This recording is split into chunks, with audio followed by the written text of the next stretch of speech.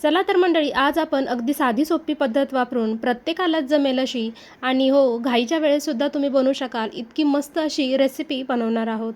नुसत्यात सुगंधानेच खावीशी वाटणारी अशी झणझणीत आणि चमचमीत शेवग्याची रस्सा भाजी बनवणार आहोत. पाहुणे आले तरी नेहमीच पनीर किंवा छोले बनवण्यापेक्षा ही भाजी तुम्ही बनवू शकता. चला तर मग लगेच सुरुवात करूया. इथे मी शेवग्याच्या शेंगा घेतलेल्या आहेत. शेवग्याच्या शेंगा घेताना कधी पण खूप बारीक किंवा खूप जाड घ्यायच्या नाही.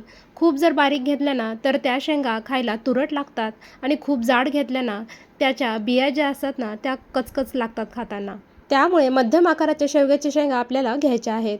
शेवग्याच्या शेंगा कट करताना अर्धवट साल निघेल असं आपल्याला कट करून घ्यायचं आहे. असं अर्धवट साल काढलं ना त्यामुळे शेवग्याच्या शेंगा ज्या आहेत ना त्या लवकर शिजतात.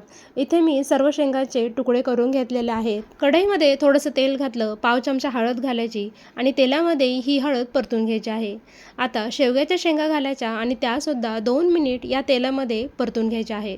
अगदी मस्त याचा सुगंध येत आहे. नॉनव्हेजच्या चवीला मागे पडेल इतकी मस्त याची रस्सा भाजी तयार होते. आता यामध्ये पाणी घालायचं, थोडंसं मीठ घालायचं आणि 4 ते 5 मिनिट आता शेवग्याच्या शेंगा आपल्याला शिजवून घ्यायच्या आहेत. शेवग्याच्या शेंगा शिजतात तोपर्यंत पुढची तयारी करूया. कांदा उभा आणि पातळ चिरून घेतला आहे. खोबऱ्याचे सुद्धा काप करून घेतले आहेत. तव्यावरती तेल घातलं, त्यामध्ये खोबऱ्याचे काप घालायचे.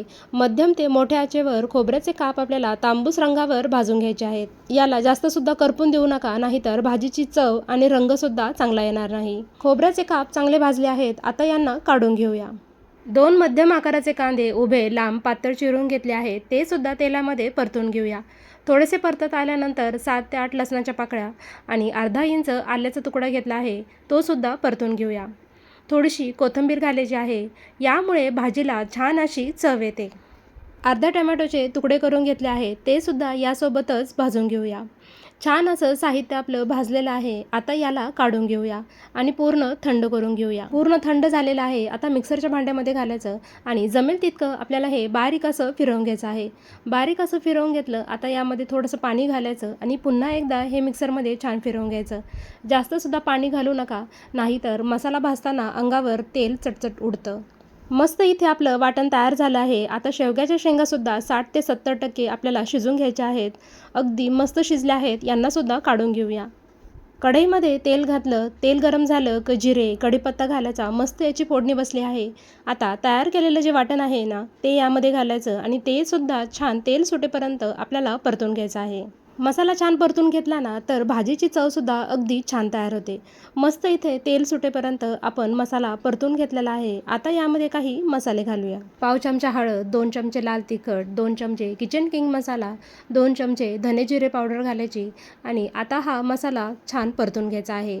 मस्त याला तेल सुटेपर्यंत आपण हा मसाला परतून घेतलेला आहे. मसाला छान परतल्यानंतर शेवग्याच्या शेंगा पाण्यासकट आपल्याला यामध्ये घालायच्या. मिक्सरच्या भांड्यामध्ये थोडंसं पाणी घालून ते सुद्धा घातलं आहे. तुम्हाला भाजी किती घट्ट किंवा पातळ आहे त्यानुसार पाणी घालायचं. आपण अगोदरसुद्धा थोडंसं मीठ घातलं आहे, त्या अंदाजानुसारच मीठ घालायचं. कोथिंबीर घालायची आणि भाजी आपल्याला शिजवून घ्यायची आहे. 5 ते 6 मिनिट ही भाजी शिजवून घेतलेली आहे. रंग पहा काय सुरेख आलेला आहे. अगदी मस्त अशी नॉनव्हेजच्या चवीला मागे पाडेल इतकी मस्त अशी शेवग्याच्या शेंगाची रस्सा भाजी आपली तयार झालेली आहे. या पद्धतीने एकदा नक्की करून पहा आणि आवडले असेल तर लाईक, शेअर आणि सबस्क्राईब नक्की करा.